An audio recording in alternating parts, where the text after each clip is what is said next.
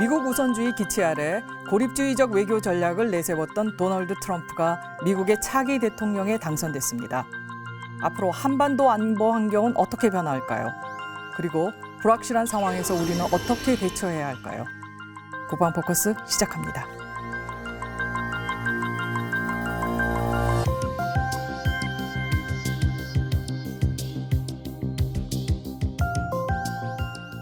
트럼프 차기 미국 행정부는 어떠한 외교 안보 정책을 We 펼칠까요? defend South Korea. We defend Saudi Arabia. We defend countries. 동맹보다 실익을 챙기겠다는 트럼프. 한미 관계의 재정립 필요성이 제기되고 있습니다. 굳건한 한미 동맹과 북핵 위협에 대비해 어떤 전략을 세우고 추진할까요?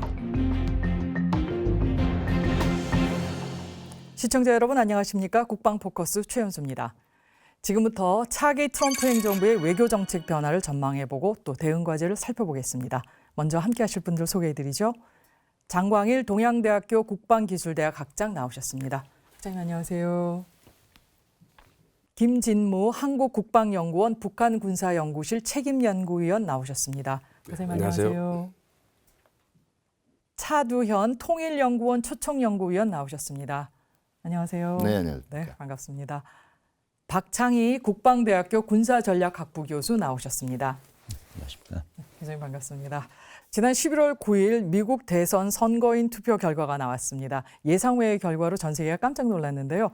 많은 분들은 도널드 트럼프가 승리할 거를 예상하지 못했기 때문에 깜짝 놀랐다, 예상외다라고 말씀하시는 분들도 계셨고, 또 한편으로는 미국 국민의 저변을 읽었다면 트럼프가 당선되는 것은 당연하다라고 얘기를 하고 있습니다. 자, 이 상황에 대해서 저희가 어떻게 봐야 될까요? 장광일 학장님 좀 설명해 주시죠. 네, 선거가 있기 전까지 트럼프에 대한 자질 시비, 네. 또 선거를 하면서 미국 전체 유권자의 일반적인 투표에서 클린턴 후보가 근소하나마 전체적으로 이겼는데도 불구하고 네. 선거인단 선거에서 트럼프가 승리했다.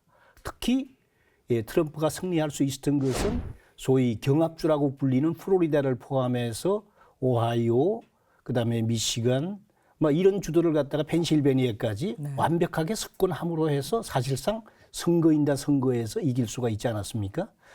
이것은 역시 지금 여러 가지 분석이 되고 있습니다만 수치상으로만 봐서도 백인 유권자의 58% 가까이가 트럼프를 갖다가 지지했다. 네. 그러면 그 사람들이 왜 트럼프를 지지할 수 있었겠는가 하는 것은 역시 트럼프가 표방했던 미국 우선주의랄까요?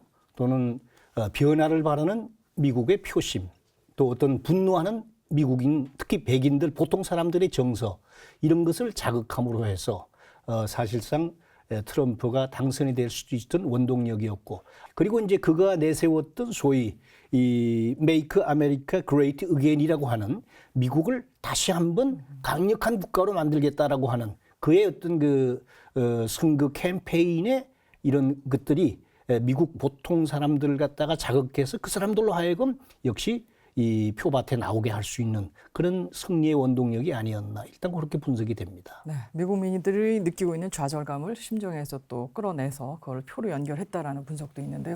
그럼에도 불구하고 현재의 미국 분위기 그렇게 좋은 상황은 아닌 것 같은데요. 차두현 박사님 어떻습니까? 이 반대 시위도 있고 이렇다는 얘기도 많이 들려오거든요. 네, 세계도 당혹했겠지만 아마 가장 당혹했던 건 미국민들 자체일 거예요. 왜냐하면은 그동안 사실은 트럼프 자체도 보면 본인이 당선될 거라고 확신을 가지고 있지는 않은 것 같습니다. 된 이후에 약간은 이 전체적인 네. 이 구상을 자기가 밝히거나 이런 데 대해서 여전히 익숙하지 못한 그 면모가 있고요. 또 기존에 얘기했던 공약 중에서 이게 좀 너무 위험했던 거는 말을 지금 바꾸거나 쓸어담는 듯한 모습도 보이고 있거든요. 네. 실질적으로 이게 힐러리 클린턴을 지지했던, 특히 민주당을 지지했던 유권자 그룹에서는 이게 상당히 지금 좌절로 와닿고 있고요. 이 장광일 학장님께서 말씀을 하셨지만은 선거인단 수에서는 비교적 큰 차이로 졌지만은 실질적으로 득표율에서는 70만 표 이상 네네, 차이로 앞서갔죠. 또 이겼거든요. 그렇기 때문에 이 미국 전통적인 선거 제도에 대한 이 논란들도 나오고 있고요. 이 선거제도 바꿔야 되지 않느냐 하는 얘기 나오는데, 이건 아마 논란은 잠깐 나오겠지만 미국의 역사성을 같이 반영을 하는 거라서 네. 변경은 힘들 겁니다. 그 대신 지금 캘리포니아, 뉴욕 등 대도시와 그 전통적인 민주당 우세 그 지역들에서 반 트럼프 시위가 지금 네. 벌어지고 있고요. 이 규모도 엄청납니다. 그렇기 때문에 아마 트럼프 입장에서도 앞으로 이 반 트럼프 정서, 트럼프 비토 정서를 이 정권 인수 기간 동안 어떻게 다독거리느냐가 이제 최대의 관심사로 다았고요. 그다음에 미국 지식인층을 중심으로 해서 결과적으로 트럼프 당선을 반세계화, 반지성의 그 일환으로 보고요. 여기에 대한 자성 그리고 냉소적인 분위기가 표출되고 있습니다. 그리고 또 의외로 그동안 이제 트럼프 당선에 가장 결정적인 기여를 했다라는 것이 여론조사 과정에서는 트럼프 지지를 선언하지 않았지만 실제로 투표 과정에서 트럼프의 표를 던진 샤이 트럼프라고 하죠. 수줍은 트럼프 지지자들인데 이 샤이 트럼프들이 이 중산층 이하의 백인 계층에서만 나타난 건 아니라는 겁니다. 실질적으로 무슬림 출신의 여성들 중에서도 샤이 트럼프가 나타나고 있고요. 이건 무슨 얘기냐면 도덕성이라든가 아니면 이상적인 측면에서는 민주당이 표방했던 정책이 이 공화당 그리고 트럼프가 표방했던 정책보다는 조금 더 이 사람들의 공감을 많이 얻지만 실질적으로 이 미국민들의 경제 생활 그리고 일상적인 생활의 아픈 면을 집어주는 데는 트럼프 공약이 오히려 주요했다는 판단들도 나오고 있고요. 전반적으로 이번 선거는 참 재미있는 것이 대통령 선거는 어떻게 보면 공화당도 민주당도 아닌 공화당 주류하고도 싸웠거든요. 제3후보인 트럼프가 당선된 거나 마찬가지인 구도라고 얘기하지만 의회는 또 예상과 달리 상하양원을 전부 공화당이 휩쓸었어요. 다시 말해서 대통령 선거를 이끈 것은 트럼프의 원맨쇼였고 그리고 의회 선거를 이끈 것은 공화당 주류였습니다. 그러니까 이제 트럼프도 그동안 대통령에 당선되기 위해서 공화당 주류의 의견과는 다른 일탈적인 행위를 보였던 데 비해서 이제는 이 공화당 주류가 장악하고 있는 의회와의 어느 정도 타협을 할 수밖에 없는 입장이고요. 그러는 과정에서 지금까지 나왔던 이 선거 공약 중에서 지나치게 우려되는 것들, 특히 공화당 주류의 정책들과 이 부딪힘이 생겼던 거는 상당 부분 이제는 좀 뭐가 깎여질 가능성이 있다라고 봐야 되겠죠. 네. 그래서 결국 이번 선거도 정당 선거였다라는 얘기가 나오는 게 아마 그런 분석이 뒷받침돼서 그런 것이 그렇습니다. 아닌가라는 생각이 드는데요. 자, 미국뿐만 아니라 세계 각국의 반응 상당히 다양하게 나왔습니다. 특히 당혹스러운 부분들 많았고 또 여러 나라들이 걱정하기도 했는데 자, 우리나라와 마찬가지로 좀 예상치 않았던 일본의 경우에는 또 어떻게 반응이 남았는지 궁금하고요. 또 중국과 유럽 반응도 좀 궁금한데요. 박창희 교수님, 세계 어떻게 반응하고 있습니까? 예. 사실 이번 선거 결과를 놓고 국제 사회가 깜짝 놀란 거는 사실이고요. 그 과정에서도 가운데서 이제 가장 이 당혹스러운 국가는 일본이었던 것 같습니다. 왜냐하면은 지난 9월달에 뉴욕에서 유엔 총회가 있었을 때 사실 이제 많은 지도자들이 참석을 했었고 대부분의 지도자들이 힐러리 후보하고 당시 이제 트럼프 후보를 전부 만나고 그런 기회를 가졌었는데 이 아베 총리만 유독 힐러리만 만나고 트럼프 후보를 만나질 않았습니다. 그만큼 일본 입장에서는 이제 힐러리 후보가 당연히 당선될 것으로 이렇게 예측을 했다가 이제 결과가 그렇게 나오지 않았기 때문에 이제 당혹해하는 그런 모습이고 그러다 보니까 이제 일본이 부랴부랴 17일 날 아베 총리와 트럼프 후보 당선자 간의 그런 회담도 지금 가질 계획으로 지금 있거든요. 근데 여러 가지 이슈가 있습니다만은 미일 안보 동맹 유지에 따른 비용 문제 이런 것도 중요한 이슈가 될 것 같고 그리고 그보다도 더 일본이 곤혹스러워하고 있는 것은 TPP 즉 환태평양 경제 동반자 관계 협정이죠. 그래서 지금까지 이제 오바마 행정부와 아베 내각에서 이제 야심차게 추진한 협정이 이번 트럼프 후보의 반대로 인해서 사실상 이제 무산될 위기에 있고 오바마 행정부에서는 이 협정을 출하지 않겠다는 철회하겠다는 그런 입장을 밝힌 바 있고요. 이제 이런 것들이 일본의 경제 구상에 커다란 차질을 가져올 수밖에 없는 그런 상황인 것 같습니다. 예, 그리고 중국의 경우에는 아마 희비가 엇갈릴 것 같습니다. 일단 중국이 대미 관계에서 가장 우려스러워하는 것은 이제 미국의 아시아 중시 전략, 이제 아시아 회귀라고도 표현을 하고요. 그다음 전략적 재균형 이런 용어가 있지만 아무튼 아시아 중시 전략을 입안한 사람이 바로 힐러리 전 후보였습니다. 그러다 보니까 이제 힐러리가 만일 당선이 되면은 미중 관계가 특히 이쪽 아태 지역에서 경쟁 관계가 치열해질 거라는 그런 우려가 있었는데 트럼프 후보가 되면서 혹시 이제 고립주의적인 성향이 있고 그러다 보면은 이제 주변 동맹국들하고의 어떤 불협화음일 수가 있고 그렇게 되면 오히려 중국 입장에서는 자국의 영향력을 강화할 수 있는 그런 계기가 되는 거죠. 이제 그런 측면에서는 나름 기대도 있다고 볼 수가 있을 것 같고요. 유럽은 좀 상황이 심각한 것 같습니다. 사실 그 유럽에는 미국과 같이 그 협력해야 될 안보 이슈들이 많이 있지 않습니까? 뭐 시리아 문제도 있고 중동 문제도 있고 그리고 또 뭐 기후변화 문제도 있고 이런 그 이슈들을 지금까지는 오바마 행정부에서 아주 적극적인 관여는 아니지만 그래도 굉장히 협력적인 그런 그 자세를 보여왔는데 트럼프가 등장해서 만일 이 고립주의 노선으로 회귀할 경우에는 상당한 그 타격이 있을 겁니다. 그런 측면에서는 유럽 국가들이 많이 우려를 하고 있는 것으로 볼 수 있겠습니다. 네. 전 세계의 반응이 상당히 다양한데요. 그럼에도 불구하고 가장 또 관심을 끌었던 것이 바로 북한입니다. 북한에서도 한마디를 거들었는데요. 자, 오바마 정권이 지속해왔던 전략적 인내는 전략적 실패다. 이러면서 마치 이제 그 트럼프가 들어서면 뭔가 전략적인 변화가 있을 거라고 기대를 하고 있는 것 같아 보이는데요. 자, 김진모 박사님, 북한 어떻습니까? 예, 사실은 그 이제 트럼프가 당선되자마자 이제 북한이 자기들 이제 그 입장을 내놨죠. 네. 근데 전략적 인내가 전략적 패배로 끝났다라는 게 방점이 찍힌 게 아닌 것 같고, 네네. 그 바로 뒤에 그것 때문에 핵무기가 미국을 공격하는 상황을 만들었다 이렇게 덧붙였단 말이죠. 네. 그러고 나서 핵보유국 인정하고 평화협정하자. 근데 지금 저는 그 트럼프가 당선되고 나서 이제 요 멘트하고 그 다음에 김정은이가 연평도 바로 앞바다에 있는 장제도에 왔어요. 연평도에서 한 4km밖에 안 떨어져 있는 섬인데 보트를 타고 왔죠. 와가지고 연평도를 포격할 수 있는 어떤 그 계획을 사인을 했어요. 네. 이제 그걸 이제 공개를 했죠. 이거는 어떻게 보면은 우리 이제 혼란한 우리 이제 남한 정국에 대해서 이제 뭔가 도발 같은 걸 하려고 하는 그런 의미도 있지만 그것보다는 한반도 불안정을 부각시키는 부분하고 그다음에 나는 언제든지 미국을 핵으로 공격할 수 있다라는 어떤 메시지를 미국에게 전달하고자 하는 게 아니겠느냐. 이거는 저는 그 북한이 과거 2001년도 부시 행정부 출범 직후에 아주 미국의 네오콘들이 어떤 강경한 대북 정책을 경험한 바가 있거든요. 예. 역시 다시 이제 민주당 정부 지나서 다시 공화당 정부가 들어섰지 않습니까?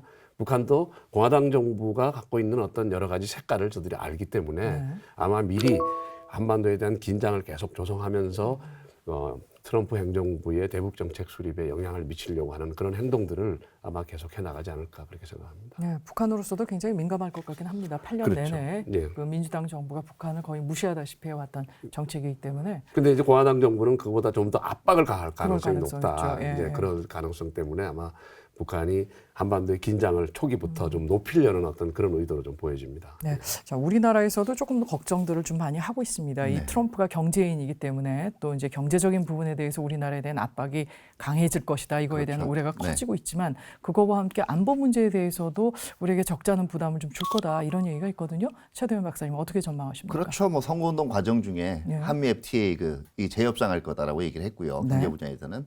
그리고 동맹 부분에서도 만만치 않게 좀 우려스러운 그 말들을 쏟아냈습니다. 어떤 얘기냐면 트럼프가 선거 운동 기간 중에 한국만 겨냥한 게 아니고요. 네. 전반적으로 미국이 맺고 있는 동맹 네트워크를 다 지목했어요. 나토도 그렇고요. 그다음에 미일 동맹, 일본도 지목을 했고요. 그러면서 이 동맹들이 한결같이 경제적으로 언페어하다. 그러니까 미국한테 너무 많은 부담을 주고 있다는 것이요. 그리고 이제 이런 표현도 썼어요. 동맹국들이 미국한테 일제히 바가지를 씌우고 있다. 다시 말해서 미국 돈으로 자기 안보 보장받으면서 자기들은 나름대로 이제 누릴 건 다 누린다라는 얘기죠. 그 한미 동맹과 관련해서 역시 이 비슷한 발언이 나옵니다. 한국인들 그리고 한국은 매우 부자다. 그들은 미국에 대해서 분명히 미국이 기여하는 만큼 한국 안보에 대해서 기여하는 만큼 보상을 해줘야 된다라고 얘기를 하고요. 그래서 뭐 일부에서 한국이 이미 주한미군 주둔 비용의 50% 이상을 그렇죠. 부담하고 있다. 뭐 100%면 어떠냐 이런 발언도 한 적이 있어요. 이러기 때문에 이제 굉장히 큰 이 주한미군 철수라든가 이런 압력이 와닿을 수 있지 않을까 생각을 우려를 하는 게 있는데요. 일부는 타당하지만 저는 일부는 좀 기우라고 생각이 되는 게 그 장광일 학장님께서 말씀하셨지만 이 미국을 다시 위대하게 만들겠다. 미국 제일주의다. 그럼 다시 위대하게 만드는 다시의 시점이 어딘가를 한번 보자라는 거죠. 흔히 신고립주의라고 얘기하는데 트럼프가 돌아가겠다는 시점은요. 18세기, 19세기 초반의 그 시점이 아니에요. 트럼프가 염두에 두고 있는 미국이 근자에 위대했던 시절은요, 레간 행정부입니다. 레간 행정부를 보면은요, 직접적으로 지역 분쟁에 끼어들지는 않았어요. 대부분 민주당 행정부에서 이 전쟁이 이루어졌고요. 이 당시는 밀리터리 빌드업, 그러니까 굉장히 강한 군사력을 지니고 있으면서 힘에 의한 평화를, 그러니까 은근히 너 만약에 행동 잘못하면 아주 상당히 혹독한 결과를 겪게 될 수 있다. 이런 시위를 통해서 평화를 유지하는 거거든요. 그것도 잠재적인 상대방에 대해서 압도적인 전력을 건설을 해서 유지를 했던 시절이기 때문에 그 당시는 경제도 상대적으로 좋았고요. 이 시대의 회복을 지금 이 지향을 하고 있다라고 생각이 되고요. 그렇기 때문에 신고립주의라기보다는 다분히 이제 선별적 고립주의 또는 굉장히 편의적 고립주의가 될 가능성이 커요. 이건 무슨 얘기냐 하면 전통적 고립주의처럼 미국과 미국의 앞마당이라고 할 수가 있는 아메리카 대륙 부분에만 신경을 집중하고 신고립주의가 당시 염두에 두었던 유럽이라든가 아시아 문제에 대해서 상대적으로 소극적이었던 이런 자세가 아니고요. 네. 미국의 이익이 걸린 지역이면 어디든지 적극적으로 개입을 하는데 이때는 미국 혼자만 개입하는 게 아니라 미국의 우방이나 동맹국들이 지금보다 훨씬 더 큰 기여를 해줘야 된다라는 거고요. 네. 다만 주한미군 철수 같은 경우에는 네. 그렇게 우려를 안 하셔도 될게요. 지금 트럼프가 이 선거운동 과정에 공약을 한 게 이익이 확보 안 되면 나토에서도 빼겠다 그랬고 네네. 그다음에 일본에서도 빼겠다 그랬고요. 한국에서도 빼겠다라고 얘기를 거의 전 동맹국들에 중동에서도 빼겠다 그랬고요. 공통적으로 얘기를 했단 말이에요. 근데 트럼프가 실질적으로 밀리터리 빌드업, 국방력 건설에서 공약한 바에 의하면 오히려 미 지상군은 한 49만에서 55만까지 6만 정도가 느는 걸로 돼 있어요. 네. 그리고 유럽하고 이렇게 동시다발적으로 철수하면 한 15만이 본토로 철수를 해야 되는데 미국이 이미 2000년대 초반에 기지 조정을 했기 때문에요. 이렇게 10만 이상을 장기적으로 주둔시킬 수 있는 기지를 확보를 할 수가 없어요. 그럼 어떻게 해야 되냐면 미 본토로 돌아가는 순간 해체해야 돼요. 근데 이거는 병력을 전반적으로 늘리겠다는 기조하고는 안 맞거든요. 그렇기 때문에 이 부분은 사실은 일종의 더 큰 분담을 얻어내기 위한 하나의 카드로 볼 수가 있는 것이지 실질적으로 주한미군과 관련된 중요한 변동이 있을 가능성은 단기적으로는 그렇게 크지 않다고 생각이 됩니다. 네. 어쨌거나 우리에게는 안보적인 부분에서는 부담이 상당히 커질 것만은 분명한데요. 자, 이렇게 되면 또 저희한테 관심이 되는 것이 북한에 대해서 미국 정부가 어떻게 나올 것인가 이 부분인데 김정은에 대한 발언을 보면 좀 많이 혼돈스러워요. 어느 때는 굉장히 칭찬을 해주고 햄버거까지 먹어가면서 대화를 나누겠다고 그랬다가 또 한편에서는 그만두지 않겠다라는 뉘앙스의 발언까지 하고 있는데 자, 이런 혼돈스러운 발언 때문에 트럼프 신정부가 어떤 대북 정책을 세울지 이게 참 궁금한데 김진모 박사님은 어떻게 좀 전망을 하고 계십니까? 이제 트럼프가 당선되고 나서 이제 여러 언론에서 이제 트럼프의 측근이 될 만한 한국인 교포들을 이제 섭외를 해가지고 인터뷰를 했어요. 네. 그 인터뷰를 하는 과정에 그 많은 사람, 몇 사람이 이제 하는 얘기인데 트럼프 자신이 한국에 대해서 모른다. 북한도 모른다. 네. 이제 사실은 그런 식으로 요약이 되는 것 같아요. 그러니까 이제 일종의 이제 트럼프가 선거운동 기간에 그 사람은 사실 건설업자죠. 장사꾼이죠. 그러다 여러 사람으로부터 이제 자문을 받는 과정에서 아마 햄버거 먹으면서 대화도 할 수 있다. 아니면 또 그다음엔 완전히 180도 다른 없애버리겠다. 이런 식의 논리. 저는 이것이 무슨 트럼프 행정부의 대북 정책 기조다. 근데 그렇게 밝히는 건 전혀 없고요. 저는 이렇게 봅니다.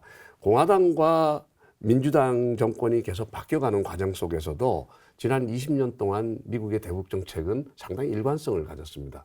그 일관성이라는 게 뭐냐면은 초기에 북한을 잘 모를 때는 대화와 협상이라는 어떤 가동이 되다가 점점점 몇 번 북한으로부터 쏟고 나서 그다음부터는 민주당 정부인 오바마 행정부도 북한에 대해서 강경한 태도를 갈 수밖에 없었습니다. 그러면은 오히려 더 강경한 기조가 돼야 될 공화당 정부에서 지금과 같은 오바마의 그 전략적 인내지만 어쨌든 강경 기조를 뒤집어서 당장 대화로 돌아선다? 사실 그거는 가능한 얘기가 아닙니다. 거기에 가장 근본적인 게 뭐냐면은 북한이 5차 핵실험을 하면서 이게 전반적으로 미국이 볼 때 북핵 문제 게임이 바뀌어버린 겁니다. 그러니까 5차 핵실험하고 난 이후에 하면서 그 ICBM급 그 대륙간 탄도미사일, 그 다음에 잠수함 발사 탄도미사일. 네. 이거는 결국 미국 본토를 겨냥하는 그렇죠. 거거든요. 네. 그러니까 미국의 외교안보 조야에서는 선제 공격론이 지금 비등하고 있는 거 아닙니까? 결국 그렇기 때문에 지금 현재 미국의 대북 정책, 트럼프 행정부의 대북 정책은 당분간 이 기조를 갈 수밖에 없고 또 한 가지 중요한 거는 외교안보 라인에 특히 국무장관 물망에 오르는 분들을 보면은 깅리치 전 하원 의장이라든가 볼턴 전 그 유엔 주재 대사라든가 이런 분들이 굉장히 강경한 인사고 그렇죠. 특히 볼턴 전 유엔 대사는 네오콘이었습니다. 사실은 부시 행정부 때. 그러니까 정권 교체만이 북한의 핵 문제를 해결할 수 있다고 주장하는 사람들이기 때문에 아마 초기 트럼프 행정부의 대북 정책은 상당히 강경하지 않을까 저는 그렇게 생각을 합니다. 네, 여러 가지 가능성을 좀 다 보고 저희가 고려를 해야 될 그런 상황인 것 같습니다. 그리고 또 좀 저희가 관심을 끊는 것이 아마 이 북핵 문제에 대해서 중국 활용을 적극적으로 하겠다. 그러니까 중국을 통해서 북한을 때리겠다며 중국의 역할론을 언급을 했는데요. 자, 지금까지 오바마 정부도 중국에 대해서 여러 가지 영향력을 행사하고 중국으로 하여금 북한의 영향력을 행사하도록 하려고 했지만 사실은 좀 성공하지 못한 편인데 이 트럼프 정권에서 이게 가능하다고 장광영 학자님께서는 좀 보십니까? 좀 두고 봐야 되겠죠. 어쨌든 중국이 북한에 갖고 있는 여러 가지 레버리지를 고려했을 때 중국 역할론에 대한 트럼프의 이 중국을 통해서 북한을 때리겠다 또는 북한을 변화하도록 만들겠다라고 하는 것 자체는 제가 볼 때 의미는 있다고 봅니다. 네. 중국에 대한 트럼프의 그 전 생각을 갖다가 본인이 얘기한 걸로 몇 가지만 좀 말씀을 드리면은 중국을 시켜서 김정은은 어떤 방식으로든지 빨리 사라지도록 하겠다. 네. 그 지난 2월달 CBS 방송에서 얘기했고요. 그다음에 중국은 북한의 영향력이 높지만 없다고 말할 뿐이다. 이렇게 또 얘기한 바도 있고 심지어는 북한은 중국의 악이고 중국의 문제이기 때문에 중국이 해결해야 된다. 아주 중국 역할론에 대해서 상당한 강조를 했고 중국을 통한 이 북한 해결론 또는 중국의 역할론에 대한 이런 강조를 많이 했는데 중국 자체의 현재까지의 행태를 볼 때 북한 핵실험이 사실상 반대를 하면서도 제재와 압박을 통해서 북한 정권 자체가 흔들리는 것을 또 원하지 않는다라고 하는 이 기본 입장은 변하지 않았거든요. 네. 그래서 이 트럼프의 신행정부가 중국에게 어떤 형태의 어떤 협상이라든지 유인책을 주어서 지금 말하는 중국 역할이 가능하게끔 할 것인지는 지켜봐야 된다. 좀 더 지켜봐야 되고 네. 단지 이제 우리 김진모 박사도 말씀하셨고 다 말씀하셨지만은 트럼프 주위에 포진하고 있는 현재 거론되고 있는 면면에 그걸 봤을 때는 적어도 상당한 압력을 가해서 오바마 행정부 때 하지 못했던 그와 같은 변화를 유도할 수 있는 그런 가능성은 충분히 있다라고 봐야 되겠죠. 네. 자, 만약 북한하고 미국과의 대화가 또 진행이 된다면 우리 일각에서는 한국만 여기서 배제되는 것은 아니냐 이런 우려도 있는데 최대현 박사님 이 가능성에 대해서는 어떻게 보세요? 네, 그 가능성이 있어요. 실질적으로 그런 위험이 있는 게 왜냐하면 그 지금 트럼프의 그 대외 정책에 있어서 하나 또 특징적인 걸 얘기를 하라면은 아마 이제 국가적인 평판이나 도덕성 이런 문제에 대해서 신경을 쓰지는 않을 거예요. 다시 말해서 이 이슈가 미국과 관련돼서 재미있고 이익이 되는 것이면 굉장히 관심을 가질 거지만 가장 이제 북한 인권 문제 이 문제에 대해서 미국이 그렇게 생각보다는 큰 관심을 안 보일 가능성이 있고요. 반면에 이제 이 트럼프가 미 이란 핵 협상에 대해서 상당히 강도 높게 비판을 했거든요. 이건 무슨 얘기냐면 결과적으로 이란이 핵을 가질지도 모르는 여지를 여전히 남겨놨다라는 거예요. 이거는 트럼프 행정부도 비확산 문제에 대해서는 굉장히 미국 안보에 직접적인 위협으로 보고 신경을 쓸 거라는 얘기고요. 그런 입장에서 그 대화도 해보고 또 때로는 강압적인 수사도 쓸 거지만 아까 이제 오바마 행정부가 이제 들었을 때 얘기했던 쿠바, 이란, 북한들과 협상을 해보겠다. 근데 순서대로 됐어요. 북한하고 대화를 안 한 이유는요. 여러 가지 북한의 신뢰성 문제도 있지만 외교 자원상 외교력을 집중하기에 한계가 있었던 거예요. 그러니까 우선순위가 높지가 않았어요. 마찬가지로 아마 이 트럼프가 외교 정책을 전개한다 그래도 일단은 이란하고 쿠바와의 관계 개선 관계를 재협상을 하겠다고 했기 때문에 북한으로 우선순위가 뒤로 갈 가능성이 크고요. 트럼프가 열어놓은 건 뉴욕이나 워싱턴에서 햄버거 먹으면서 얘기하자는 겁니다. 자기가 가지는 않겠다라는 얘기예요. 북한이 이제 저자로 나올 때 대화도 가능하다라는 건데, 다만 우리가 하나 염두에 둬야 될 건, 거꾸로 이런 몇 번 협상 시도를 해보고 도저히 신뢰할 수 없다고 얘기 되면 군사적으로 기존의 오바마 행정부에서는 주저했던 대안까지를 과감하게 고려할 가능성이 있는데요. 문제는 트럼프가 이제 정권 인수 기간을 지나서 대외 정책 재검토가 끝나는 내년 상반기까지가 이 한미 간의 정책 조정의 가장 큰 골든 타임이라는 거죠. 이 시점에서 적절하게 한국의 입장이 전달되지 못하면 미국은 한국의 입장을 신경 쓰지 않고 대북 정책을 전개해 나갈 가능성도 배제할 수 없습니다. 네, 그러니까 이제 앞으로가 중요하다는 그런 말씀이신 것 같은데요. 자, 이거와 함께 조금 더 걱정이 되는 부분이 경제적인 부분입니다.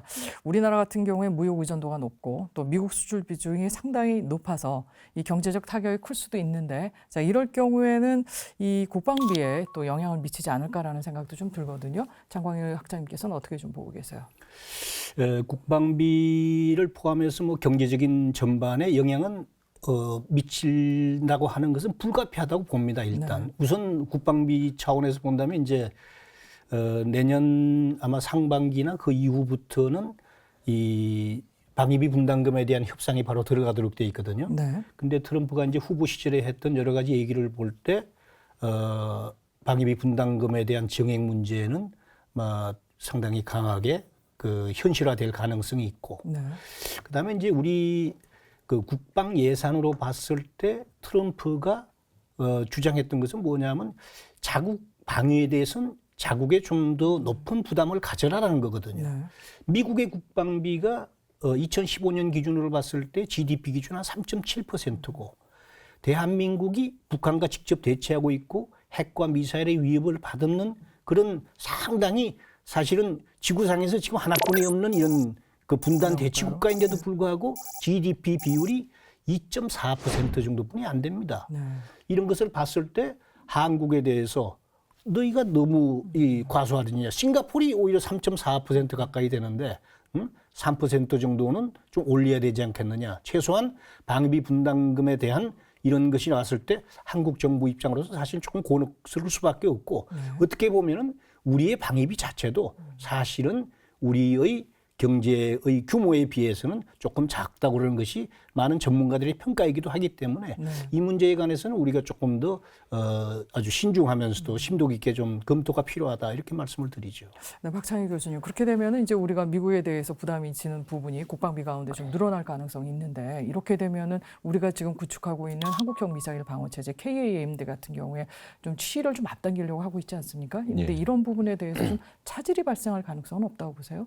아무래도 뭐 그 영향을 받지 않을 수는 없을 것 같습니다. 다만 이제 안보 비용은 뭐 어느 정도가 소요가 되더라도 가급적이면은 경제 상황에 의해서 영향을 받으면은 안 된다고 생각을 하고요. 네. 뭐 북한의 핵 미사일 위협이 지금 가중되고 있는 상황에서 우리가 필요한 그런 조치, 뭐 무기체계 도입은 정상적으로 가는 것이 맞다고 생각합니다. 다만 뭐 최악의 상황이라는 게 또 있을 수가 있으니까, 예를 들어서 뭐 미국의 보호무역주의가 뭐 가중이 돼가지고 우리 경제가 정말 수출길이 막혀가지고 어려움에 처한다거나, 아니면은 주한미군 분담금이 뭐 터무니없이 또 늘어나기 때문에 당장 이 KMD 개발에 이제 필요한 그 비용을 투자를 못 한다거나 이런 상황이 있을 수 있겠죠. 이제 그런 경우에는 뭐 그럼에도 불구하고 정상적으로 가야 되겠지만, 그런 경우에는 조금 우선순위는 조정할 수 있지 않겠는가 하는 생각이 드는 것 같습니다. 그래서 MSM 같은 경우는 거의 뭐 개발이 돼서 지금 업그레이드 중에 있는 것으로 제가 알고 있는데, 그러니까 MSM은 정상적으로 갈 수가 있고, 뭐 LSM 같은 경우는 조금 뭐 지연될 수는 있겠죠. 다만 이제 그러한 부분을 만일 뭐 미군이 보유하고 있는 자산을 그 미군 자산 어차피 개발이 된 거기 때문에 조금 전환해서 그 뭐 동맹의 어떤 협력으로도 가능한 부분일 수도 있지 않습니까? 그래서 뭐 팩3가 됐던 아니면은 추가적인 어떤 뭐 그 사드가 됐던 그런 무기 체계를 추가적으로 한시적으로 배치한다면은 또 도움이 될 수도 있다고 생각합니다. 네, 좀 저희한테 전략적인 유연성이 좀 필요한 것 같다는 생각이 드는데요. 자, 한미동맹 하면은 가장 중요한 것이 바로 그 기절을 이루고 있는 주한미군이 아닐까 싶습니다. 그런데 이 트럼프가 계속적으로 이 주한미군을 뭐 철수하겠다, 감축시키겠다, 뭐 이런 뉘앙스의 발언을 많이 하고 있는데, 이게 좀 현실화될 가능성이 있다고 보세요, 김진모 박사님? 지금 뭐 사실 트럼프가 얘기한 거는 방위비 분담 문제죠. 방위비 분담 문제가 해결이 안 되면 철수하는다. 네네. 자기들이 이제 이익이 전혀 없다라고 예, 조건을 보는데, 그렇게 걸긴 했는데. 예, 사실은 이 방위비 분담 문제는 아까 우리 차 박사님도 말씀하셨지만 뭐 우리나라한테만 한 게 아니라 네. 자기 동맹국가 모든 나라한테 했기 때문에 이 문제를 어떤 일반화된 얘기라고 보고, 또 그렇지만 각 나라들이 갖고 있는 특수성들이 다 있지 않습니까? 네. 근데 그럼 한국의 특수성은 뭐냐? 그러니까 한미 동맹의 특수성은 뭐냐? 이제 우리가 이제 얘기를 해야 되는 거죠.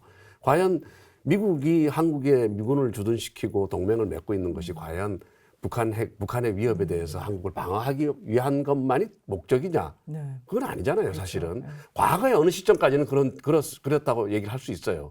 근데 어떤 시점부터는 특히 중국의 부상이 시작되고 난 이후로는 한미 동맹의 역할은 오히려 그 북한 위협에 대응하는 것도 있지만 사실은 미중 관계 속에서 한미 동맹의 역할이 굉장히 중요하다고 인식하고 있는 거거든요. 네. 이런 상황에서 미국이 트럼프가 이제 선거운동 기간에는 유권자, 선거운동을 위해서 돈 문제를 거론했지만 막상 대통령이 되고 나서 세계 전략을 운영해야 되는 미국의 대통령 아닙니까? 패권 국가 대통령으로서 동아시아의 어떤 미국의 영향력이라는 부분에서 본다면은 저는 생각이 다를 거라고 봅니다. 그래서 주한미군이 오히려 박근혜 대통령하고 얘기할 때 트럼프가 한미 동맹을 강화 발전시키는데 100% 동감한다. 이런 얘기를 뭐 수사적으로 한 얘기일 수도 있지만 앞으로 이런 식으로 오히려 반대로 갈 가능성이 더 높다. 저는 그렇게 네. 봅니다. 자, 그러면서 또 주한미군 철수가 된다면 뭐 한국의 핵무장, 우리 방어를 해야 되니까 핵무장도 가능하다라고 얘기를 했는데요. 자, 이게 또 실현성이 있는 건지 아니면 어떤 저희에서 이런 얘기를 한 건지도 궁금한데 차 박사님은 어떻게 국내 해석하고 언론에서 계세요? 일부 그렇게 해석을 하던데요. 이건 넌센스예요. 아, 그렇습니까? 예. 그리고 이제 주한미군 부분에 대해서 그 한국에 대한 그 이 안보 공약 부분에서 일부 조정을 한다면요. 사실 주한미군보다는 전시 증원 규모를 축소하겠다는 발표를 할 가능성은 있습니다. 잠재적으로. 이 정확하게 이제 핵무장의 그 이 용인으로 우리나라에서 보도가 됐던 그 발언의 맥락을 보면 이런 거예요.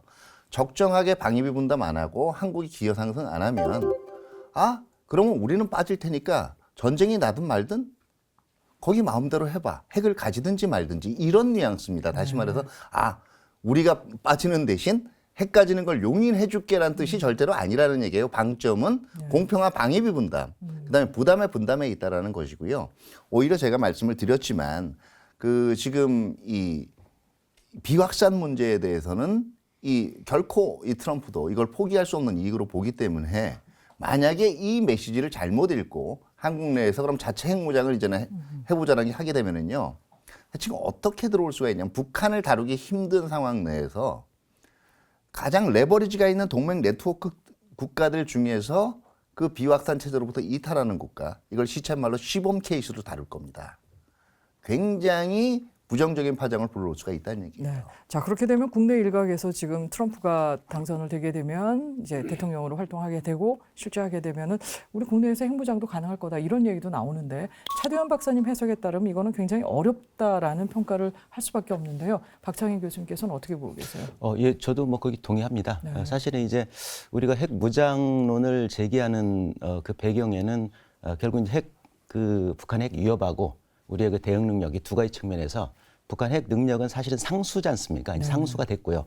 그 다음에 우리가 이제 대응 능력이 거의 뒷받침이 돼야 되는데 이게 이제 약화되는 데 대한 우려가 사실은 작용을 하는 거죠.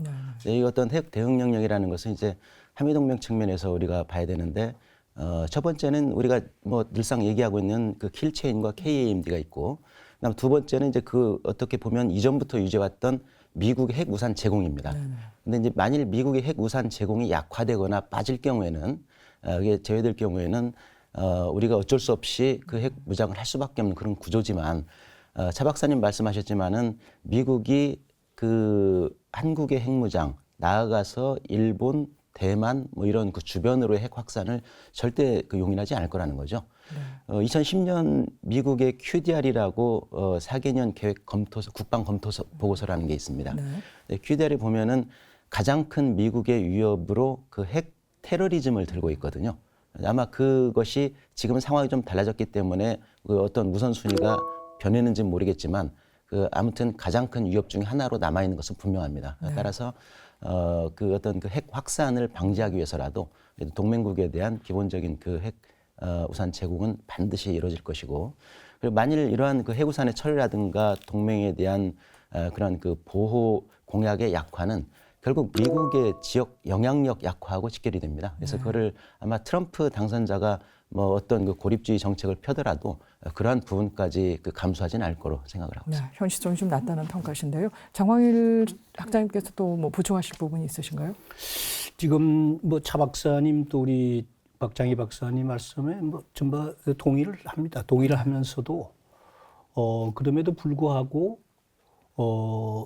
트럼프 신행정부에서는 여러 가지 옵션을 놓고 아마 검토는 하게 될 걸로 봅니다. 검토는.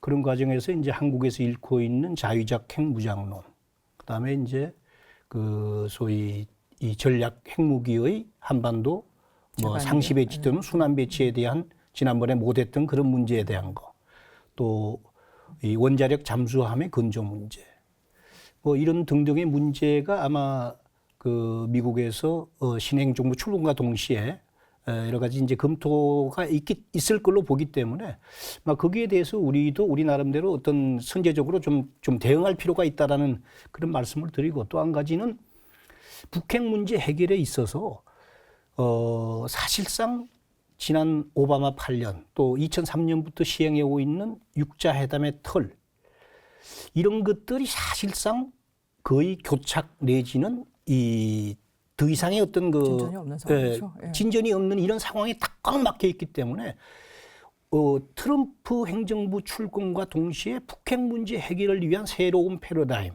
또는 어떤 새로운 틀을 갖출 필요성에 대한 것들은 이건 뭐 우리나라뿐만 아니고 육자회담을 하는 나라 자체도 상당히 제기가 되고 있기 때문에 이런 기회를 우리가 좀 효과적으로 이용할 필요가 있다, 활용할 필요가 있다. 그라는 말씀을 제가 드리고 싶습니다. 네. 자, 그렇군요. 자, 이번에 보면은 그 주한미군 철수가 아니더라도 여러 가지 한반도 안보와 관련된 사안에 대해서 트럼프가 방점을 두고 있는 것이 바로 방위비 분담금인데요. 자, 그럼 우리가 실제적으로 방위비 분담금을 얼만큼 내고 있기 때문에 이렇게 문제가 삼는지 좀 궁금한데, 차 박사님, 우리가 부담하고 있는 것은 한 어느 정도입니까? 네, 2015년 기준으로 약 이제 9,320억 규모입니다. 적지 않은구만. 예. 이게 이제 주한미군 그 직접적인 그 주둔 비용의 지금 한 50% 정도를 차지하고 있고요. 2018년에 일단 종료가 되기 때문에 여기에 대해서 이제 차기 SMA 협상이 들어가게 될 겁니다. 방위분담 협상이 들어가게 될 거고, 여기서 증액을 집중적으로 요구를 할 건데 이제 어느 정도 증액을 해야 될 거냐라는 건데요. 재미있는 거는 그 트럼프가 그동안 공격을 한 이 나토하고 일본 사례 같은 경우에는 방위 분담률이 이미 60 내지 70%를 넘어가고 있거든요. 여기도 부족하다라고 얘기했다라는 거예요. 그러니까 적어도 이 수준 정도가 이제 처음에 시작하는 스타팅 포인트가 될 거기 때문에 우리로서도 기존과는 다른 이제 두 자릿수 증액까지도 어떤 때는 각오를 해야 될 가능성이 저는 상당히 크다는 거고요. 이거 자체보다 더 큰 거는요. 사실 트럼프가 얘기한 이 방위비 분담의 문제는요. 코스트 쉐어링의 문제, 다시 말해 돈의 분담에만 국한되는 게 아니에요. 결국 전반적인 지역 세계적인 차원의 기여라는 버든 쉐어링 차원까지도 연결될 가능성이 크기 때문에 이렇게 되면 다시 말해서 국제 평화 유지 활동, 평화 재건 활동, 그리고 동중국해나 남중국해에서의 항행 안전 문제, 이런 문제까지 만약에 부담 분담을 걸고 나오게 될 경우에는 이거는 방위비 분담의 문제가 아니라 훨씬 더 우리의 부담은 커질 수가 있다는 것도 염두에 둬야 될 겁니다. 자, 그럼 그런 부담에 대해서는 우리가 어떻게 좀 대응을 해야 된다고 보세요? 차제에 우리도 그렇다면 이제 아까의 Y의 문제예요. 왜 한국을 지켜줘야 되느냐. 이게 김준범 박사님도 말씀을 하셨지만 이게 한반도 방위동맹만은 목적은 아니거든요. 그러려면 우리도 보다 분명하게 지역 세계 차원에서 우리가 어떤 역할을 해나가겠다라는 분명한 비전을 밝혀줘야 됩니다. 다시 말해서 여전히 전략동맹이라고 얘기는 하지만 주 목적이 한반도에 고착돼 있는 한반도 방위동맹 자체를 어떻게 앞으로 재편할 건가, 여기에 대한 선제적으로 한번 미국한테 이제는 얘기를 해보자고 제의를 할 필요가 있는 거고요. 네. 어떻게 보면 우리가 그동안 이 변화를 싫어하고 너무 이제 우리가 선호하는 행정부 하에서 계속적으로 한미동맹이 그대로 한반도 방위에 더 많은 중점을 두도록 한데 주로 매진해 왔거든요. 이게 미국인들의 입장에서는 밴드웨고닝, 편승으로 비쳤던 거예요. 그렇기 때문에 트럼프가 당선된 거의 가장 큰 원인은 사실 변하기 싫어했던 우리의 과거에 대한 하나의 반대, 그 역풍이라고도 볼 수가 있습니다. 여기에 대해서 우리 자신도 돌아볼 바가 많죠. 네, 우리로서는 좀 선제적으로 생각을 해야 될 부분이 있는 것 같은데요. 자, 이 부분이 조금 시간이 걸리는 사안이라면 당장 눈앞에 있는 사안이 바로 사드 문제인데, 그 트럼프가 트럼프 당선자가 계속 비용 문제를 얘기를 하면서 이걸 또 한국도 반대하고 이러니까 또 보내지 않을 수도 있다. 이런 시각도 있는데 이 부분에 대해서 김 박사님 어떻게 보고 계세요? 예, 우리가 이제 사드의 본질에 대해서 좀 검토를 할 필요가 있습니다. 네. 그러니까 사드는 사실은 우리가 그동안에 북한의 핵 위협이 점점점 이제 가중되는 상황에서 우리가 한국형 미사일 방어 체제를 구축하면서 이제 네. 거부적 억제를 하고 있는데 이제 그걸로 사실 좀 부족하죠. 그래서 우리 자신도 북한의 핵탄도 미사일 위협에 대해서 다층 방어 체제라는 측면에서 한 단계 더 타격할 수 있는 사드를 원했어요. 네. 그런데 사실은 사드의 비용도 비싸고 또 미국이 또 그걸 또 오케이를 해줘야만 그렇죠. 갖고 오는 건데 네. 사실은 한 2년 전부터 미국이 우리의 위협에 대응해서 같이 어떤 공동 보조를 맞춰서 사드를 배치하는데 동의해오는 과정이었죠. 네. 그러면 미국이 왜 동의를 했느냐 하는 부분이죠. 그럼 미국이 순전하게 우리의 북핵 위협의 동맹을 보호하게 한 차원에서만 사드를 자기 돈 들여가지고 갖고 왔겠느냐. 그건 아니라는 거죠, 사실은. 그러니까 사실은 미국의 북핵 위협이라는 게 최근에는 결국은 ICBM급 핵탄도 미사일, 그다음에 잠수함 발사 탄도 미사일, 미국 본토를 겨냥하고 있지 않습니까? 미국 입장에서는 보다 가깝게 요격 미사일을 배치해서 북한의 핵 미사일 위협을 견제할 수 있고 방어할 수 있는 어떤 그런 능력이 필요한 거고 또 한반도에 한국에 존재하고 있는 주한 미군부터 시작해서 여러 가지 자기들의 이익도 여기에 포함이 돼 있다는 거죠. 그렇죠. 그러니까 트럼프 행정부가 출범하고 나서 이 모든 것을 검토해 본다면은 사드 문제가 결국 비용 문제만 가지고 얘기할 수 있는 부분이 아니라는 것을 알게 될 것이다. 저는 그렇게 봅니다. 네, 그런 측면에서 보면은 또 어떻게 이제 사드를 일단 배치해서 그의 효용성을 보여줄 경우에 우리 정부가 또 사드를 사도록 만드는 이 어떤 그 트럼프의 기업가적인 이익을 생각하는 이런 부분도 있기 때문에 도리어 적극적으로 배치할 거다 이런 시각도 있는데요. 장 학사님께서는 이 시각에 대해서는 어떻게 보세요? 우선 김 박사님 말씀하신 대로 사드 배치를 갖다가 번복할 가능성은 저는 거의 없다고 봅니다. 네. 오히려 잘못했을 경우에는 북한이나 우리 한국에 대해서 동맹에 대해서 또는 북한에 대해서 잘못된 메시지를 줄 수도 있고 그다음에 미국 내에서 우선 뭐 민주당 정부를 떠나서 공화당 내에서의 강력한 반대에 부딪힐 가능성이 더 크다고 봅니다. 네. 그런 차원에서 본다면 현재 기존에 이 배치하도록 되어 있는 이 사드 배치에 대해서는 번복할 가능성은 거의 없다. 오히려 우리의 국내적인 어떤 그 추진 동력의 문제가 사실은 더 문제지. 그런 말씀을 드리고 네. 두 번째는 이제 말씀하신 대로 사드 배치를 추가적으로 구입을 하는 문제에 대한 이런 것들은 이제 사드 배치의 효용성이 입증이 될 경우에는 뭐 제가 볼 때 자연스럽게 사드 배치가 왜냐하면 하나로 가지고는 제한이 있죠. 한반도 방어라든지 주한미군을 갖다가 온전하게 방어한다는 것은 제한이 있지 않습니까? 그런 차원에서 본다면 추가적인 사드 어떤 구입 문제에 대한 요구 그런 가능성도 전혀 배제할 수는 없다 이렇게 돼요. 네. 그러면서 동아시아에서 또 관심을 갖는 것이 이제 오바마 정부에서는 적극적인 동아시아에서의 개입 부분을 강조를 했었는데 이 트럼프는 개입을 좀 줄이거나 개입을 안 하겠다 이렇게도 나올 수 있다라는 측면도 있는데 박 교수님께서는 어떻게 좀 보고 계세요? 예, 트럼프 행정부가 앞으로 그 고립주의로 가게 되지 않느냐라는 우려가 있는데 조금 다른 맥락에서도 볼 수 있을 것 같습니다. 이제 아직 그 트럼프 행정부의 뭐 대외 정책에 대한 분명한 노선이 나오지 않아서 예측밖에 할 수는 없는데 얼마 전에 트럼프 당선자의 자문을 맡고 있었던 인사들이 기고한 글이 하나 있습니다. 포린 팔러시라는 그 매체에 기고를 했었는데 거기 보니까 실제 트럼프 입장도 오바마 행정부처럼 아태 지역 중시 전략은 맞다. 중국의 부상을 견제하는 방향으로 나가야 된다는 거는 동의를 하고요. 다만 문제가 뭐냐면 기존의 그 오바마 행정부의 그 아태 중시 전략이 말 구호에만 그쳤지 실제로 이거를 뒷받침할 수 있는 힘을 갖지 못했다는 거죠.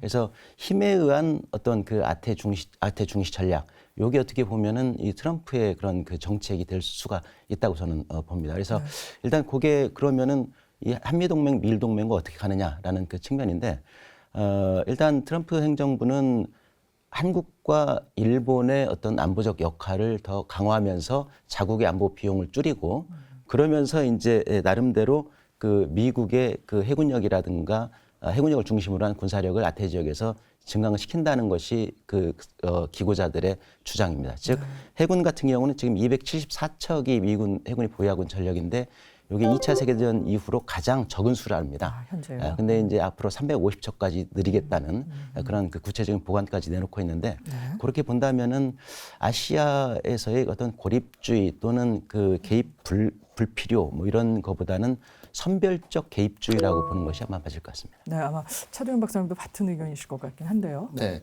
다만 지금 이제 한번 제가 아까 레이건 시대를 얘기했거든요. 네네. 레이건 시대의 특징이 뭐냐면은요. 직접적으로 개입을 하는데요. 분명히 전략적으로 개입을 하는데 직접적으로 군사 개입을 하지는 않아요. 가령 레이건 취임할 당시에 소련의 그 아프가니스탄 침공이 일어나는데 거기에서 맞대응해서 개입한 적은 없거든요. 다만 세계적인 차원에서 미국의 힘을 키웠습니다. 그리고 이게 왜 이제 어느 정도 가능성이 있냐면은 미국의 국방비에서 상당히 많은 부분을 차지하는 게요. 이 군사력 건설 비용보다는 오히려 2000년대면 전비예요. 어느 지역에 직접적으로 들어가서 거기서 주둔 비용 되고 재편 비용 되고, 그러니까 이 돈은 이제 앞으로 안 쓰겠고 계속적으로 근육을 보여주면서 그걸 가지고 이제 압박을 해나가겠다는 건데, 문제는 그럼 앞에서 선단에서 이 역할을 해야 될 건 누구냐? 지역들의 동맹이나 우방국들을 찾겠다는 거예요. 그러니까 가령 트럼프가 중동 지역에 대해서 더 이상 군사력을 안 넣겠다고 얘기하는 거는 이스라엘에 대한 안보 협력을 지속하겠다라는 거하고 맥락이 같아집니다. 다시 말해 중동 지역의 평화는 이스라엘을 비롯한 동맹 네트워크를 통해서 관리를 하고, 아시아 지역에서 중국을 견제하는데 역할을 해줘야 된다라고 보는 게 뭐 일본은 이미 그 역할을 자임하려고 하고 있고 한국까지도 내심 보고 있을 거예요. 그렇기 때문에 제가 보기엔 한중 관계라는 게 경제적인 협력 관계에 대해서 상당히 중요하긴 하지만은 이 흐름 자체도 우리가 대응할 준비를 해야 될 거고, 그런 측면에서는 어떻게 보면 우리하고 좀 동병상련적인 입장을 지니고 있는 것이 불행한 역사적인 과거 문제가 걸려 있기는 하지만 일본과의 이 협력 문제를 앞으로 우리가 협력 전략을 어떻게 잡아야 되느냐도 좀 고민을 해봐야 될 겁니다. 자, 그럼 이 한중일 3국 간의 관계에도 굉장히 좀 영향을 미칠 것 같은데, 김진국 박사님이 한중일 관계는 어떻게 될까요? 예, 사실은 지금 이게 동아시아는 결국은 미중 관계가 어떻게 가느냐에 따라서 여러 가지 변수가 된다고 봅니다. 예를 들면은 이제 미중 관계가 협력 관계로 가면은 사실은 북한 문제, 북한 핵 문제라든가 이런 것들이 사실은 어느 정도 공조 체제가 가면서 북한에게 좀 더 불리한 상황이 되지만, 미중 관계가 갈등 관계가 되면은 결국 중국이 북한 자산론이 비등하게 올라가게 되거든요. 그렇죠. 그러니까 결국 오히려 북중 관계가 이제 다시 밀착되는 그런 상황으로 가고, 또 북한 핵 문제가 해결이 좀 더 어려워지는 그런 관계입니다. 그렇다면은 역시 마찬가지로 한중일 관계도 결국 미중 관계에 영향을 받기 때문에, 우리가 미중 관계는 미국의 이제 트럼프 행정부의 신고립주의다. 그러면은 결국 뭐 경제 마찰을 자꾸 우려를 하는데, 그러니까 경제와 안보, 그러니까 중국이 얘기하는 신형 대국주의 관계, 그것과 경제 마찰을 트레이드오프하는 어떤 그런 관계도 얘기를 하곤 합니다. 그러니까 중국과 대등한 신형 외교 안보적으로는 서로 협력 관계를 가져가지만 경제적으로는 중국에게 요구할 건 요구한다. 그래서 미국이 경제적인 실리를 가져간다.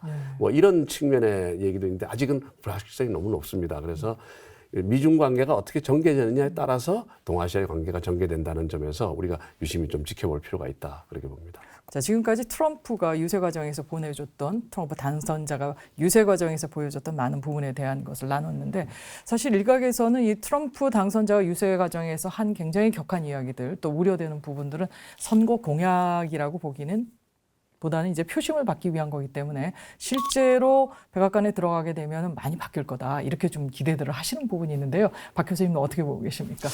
예, 일단 선거 과정에서는 이 민심을 또 고려를 해야 되기 때문에 다소 좀 인기를 얻기 위한 과격한 발언이 나올 수가 있을 것 같습니다. 또 이제 그게 트럼프 후보자의 이제 당선자의 특징이었었고요.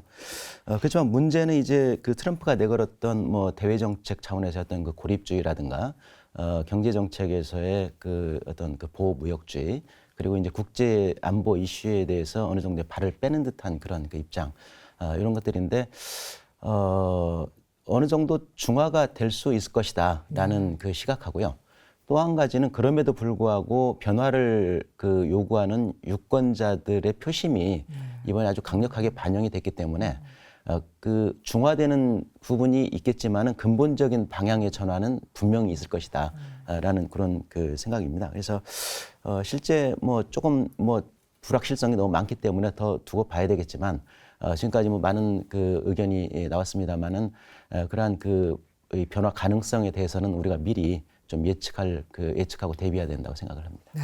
자, 그럼 마지막으로 정리하는 차원에서 자, 이러한 저희가 논의했던 트럼프 당선자가 앞으로 추진할 부분에 대해서 안보 사안에서는 어떤 문제가 나올 수 있고 또 우리가 준비해야 될 사안은 무엇인지 그리고 국민들에게 해 주시고 싶은 말씀이 있으실 것 같은데요. 그 말씀 한 말씀씩 듣고 마무리할까 합니다. 먼저 장광일 학장님 네. 해주시죠. 지금 뭐 여러 가지로 내후외환의 위기다 이렇게 말씀드릴 수가 있습니다. 이 과정에서 이제 트럼프 행정부가 새로 출범하는데 여러 가지 뭐 변화도 많이 생기고 또 새로운 기회도 많이 오리라고 봅니다. 그 중에서 제가 볼 때 이 안보 상황이 대단히 엄중한 이런 시기이기 때문에 이 한미 동맹에 대한 이 중요성 이런 것들을 북한에 대한 실체를 잘 트럼프 행정부가 빨리 인식을 하고 그리고 거기에 따라서 바람직한 이 대북 정책이 나올 수 있게끔 이 동맹 차원에서 노력을 해야 되고 아울러 이제 우리 국민의 입장에서 볼 때는 아까 제가 잠깐 말씀드렸습니다만 우리의 사실상 자주국방 노력, 자위력의 노력은 역시 이 방위 비로소 국방 비로소 표출이 되는 거거든요. 그런 차원에서 우리가 우리 스스로를 지킬 수 있는 그런 능력들을 더 보강해 가면서 한미 동맹도 더욱 그 중요성을 갖다가 우리가 쉽게 함부로 얘기해서는 안 되는 그런 시점이다. 이런 말씀을 드리고 싶습니다. 네, 기존에 우리가 보유했던 중요한 것들에 대한 그 간수랄까요? 아니면 지킴은 분명히 해야 될 필요가 있다라는 말씀이신 것 같고요. 김중우 박사님은요? 예, 사실은 뭐 미국이 우리에게 미치는 영향은 사실 지대하다고 볼 수 있죠. 뭐 한미 동맹 문제도 그렇고, 그다음에 트럼프가 이제 선거 기간 중에 뭐 한미 동맹 문제나 사드 문제 이런 많은 얘기를 했지만 사실은 미국이 대한반도 내지는 대북 정책을 결정하는데 과거 정부를 보면은 한 4 내지 6개월 정도 걸렸습니다. 출범하고 나서. 이제 과거 정부에도 그런 적이 있었습니다. 특히 대북 정책 관련해 가지고 사실 우리가 바로 인접해 있으니까 우리가 가장 많은 정보를 갖고 있어요. 그리고 우리 나름대로 어떤 정책을 가지고 미국에 쫓아가서 미국의 어떤 그 외교 안보 라인들과 토론을 하면서 우리의 의견을 적극적으로 미국에게 주입시키는 그런 노력을 했던 적도 있습니다. 사실 우리 시국이 좀 어선하긴 하지만 미국의 신정부가 출범하는데 우리가 보다 미국 정부에 우리가 좀 영향을 미쳐서 우리에게 유리한 그런 어떤 정책들을 만들어낼 수 있게 노력을 해야 될 것 같습니다. 네, 박창희 교수님은요? 예, 뭐 트럼프 당선자가 그 당선이 됐을 때 사실 뭐 많은 우려도 있었습니다만은 얼마 전에 이제 박 대통령하고 통화 때도 한미 동맹에 대한 어떤 그 지지, 그다음 우리 북핵 정책에 대한 또 뭐 100% 공감 뭐 이런 것을 표했기 때문에 제가 봤을 때는 그런 우려는 많이 완화가 됐다고 보고요. 다만 아까 제가 말씀드렸습니다마는 미국의 어떤 그 대외 정책 근본적인 변화가 있을 수가 있다. 그러한 흐름을 우리가 잘 읽는다면은 우리 예를 들어서 어떤 그 한반도 방위를 우리가 더욱 주도한다든가 또 북한 핵 문제를 해결하는 데 있어서 뭔가 기회를 또 우리가 잡을 수 있다는 측면에서 그런 흐름을 잘 읽고 미리 대비하면은 뭐 우리가 원하는 방향으로 상황을 오히려 주도적으로 이끌어 나갈 수 있다고 생각을 합니다. 네, 차두현 박사님. 네, 그 한나라의 이 정책이라는 거는 결국은 이 국민들의 의사 아니겠습니까? 네. 트럼프가 당선됐다라는 거는 기존의 동맹이나 이런 거에 대해서 굉장히 불만을 많이 가지는 미국인들의 표심이 표출이 됐다라고 봐야 되는 거고요. 이게 굉장히 어떻게 보면은 저희가 조금 위기의식을 가지고 받아들여야 될 때라고 봐요. 뭐 흔히 기회와 도전이 동시에 온다라고 얘기하지만 저는 솔직하게 말씀드리면 기회보다는 도전이 훨씬 더 많은 시기라고 생각이 되고요. 아까도 말씀드렸지만 앞으로 6개월간이 한미 간의 이 기회에서 도전의 비교적 균형을 맞추는 가장 중요한 골든타임이고요. 이 시기에 적극적인 미국과의 정책 교환이 조정이 이루어질 수 있도록 국민들 차원에서 요구를 해야겠고 또 힘을 모아주셔야 될 것 같습니다. 네, 자 오늘 이렇게 여러분 나와주셔서 좋은 말씀 주시고 너무나 고맙습니다. 고맙습니다. 네, 감사합니다. 트럼프 행정부의 외교 정책 변화는 누구도 예단할 수 없는 상황입니다. 하지만 한미동맹은 대한민국 안보의 중요한 축인 만큼 국민적 공감대를 토대로 굳건한 한미동맹을 유지해 나가기 위한 신중한 접근이 필요하겠습니다. 국방포커스 오늘은 여기서 마치겠습니다. 다음 주에 찾아뵙겠습니다. 안녕히 계십시오.